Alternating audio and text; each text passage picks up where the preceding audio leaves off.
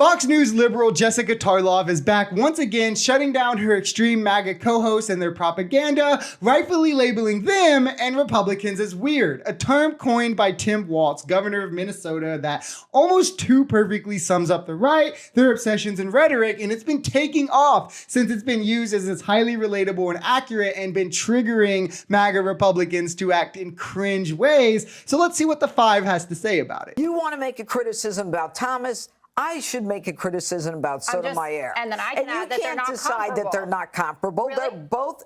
Wait a minute. You're going to impose on people, you got to buy my boss's book and going out to whenever she lectures? Flitting off on private jets to remote islands, having. Okay, this isn't worth it.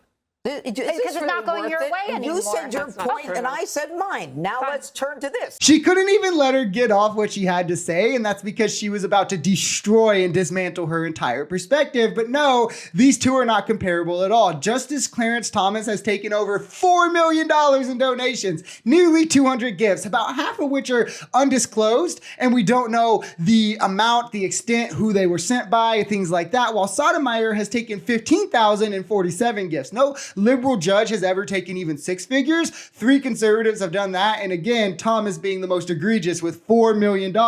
I don't think any of them should take money, to be clear, but to compare the two as equal or to point fingers at the liberal judges when a conservative judge has taken $4 million to distract the accountability of that is just disgusting. And then also there's massive differences in terms of what is happening with the people who send these donations. While Sotomayor, no liberal judge has ever ruled on a case from anyone who's donated to him, it's usually things like, she said, like muffins, like bagels, this and that, small gifts, right?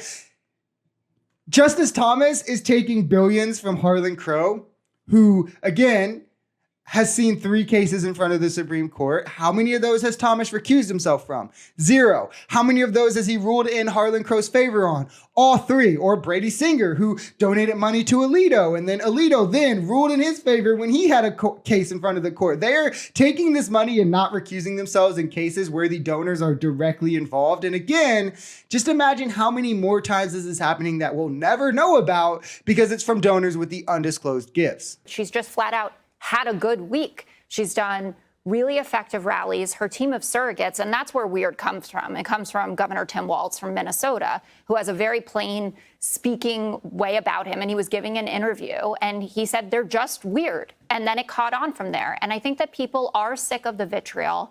They are sick of hearing that it's the end of the earth if X thing happens. People did live through 4 years of Donald Trump and came out the other side of it and then went and elected Joe Biden. But they don't feel that he's the existential threat necessarily, as Brian was bringing up. And so there has to be a reframing. But to Jesse's point, that people don't think that Donald Trump is weird.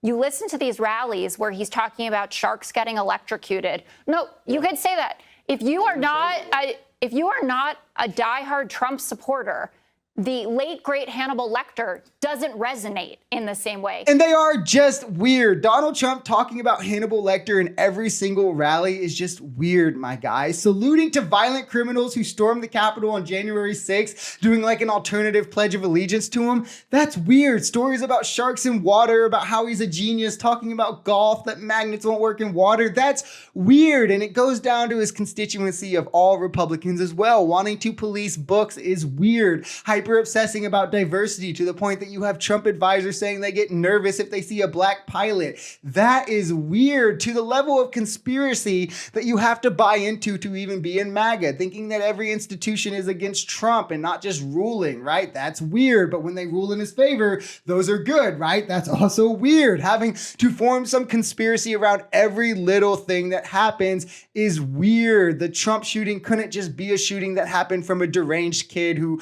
wanted to do a shooting, right? No, it has to be connected to some larger conspiracy. It has to be sent by Democrats. That's weird. Trump couldn't have just lost the 2020 election because he massively floundered COVID, because he has dangerous rhetoric, because he's never really been all that popular. There has to be some larger conspiracy there. That's weird. Gretchen Whitmer wasn't kidnapped. It was a government conspiracy that they set up. That is weird. To the average mind, these things are just very, very weird. The sharks, the weird stuff about batteries.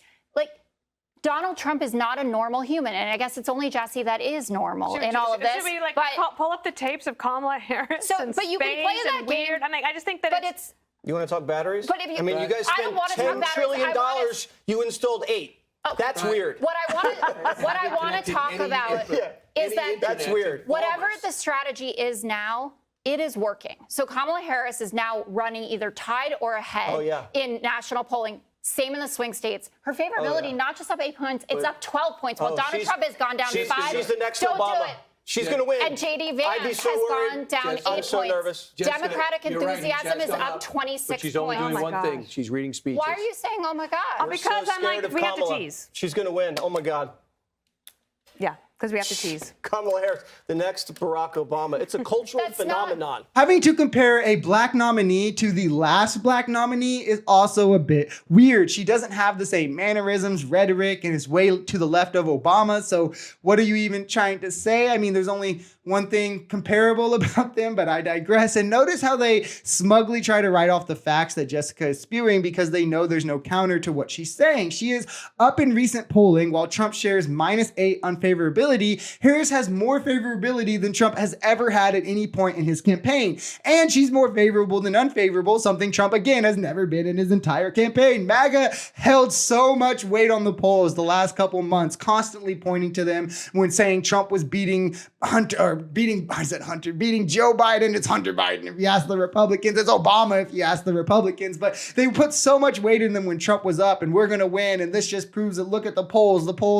But now that they're not swinging their way, they're so quick to write them off. It's crazy how they change at the drop of a dime. And that's because the walls are caving in for these lunatics. They're realizing the error in running the weakest candidate they possibly could and are still in shock over the 4D chess move of Biden stepping aside and allowing a fresh face in the race. And I just want to say, chef's kiss to him for waiting till after the Republican convention to do it because, oh my God, now Trump is also stuck with a terrible VP. And as we've spoken, it's only down from here for Trump. Everybody knows who he is. There's no way to gain more support for him.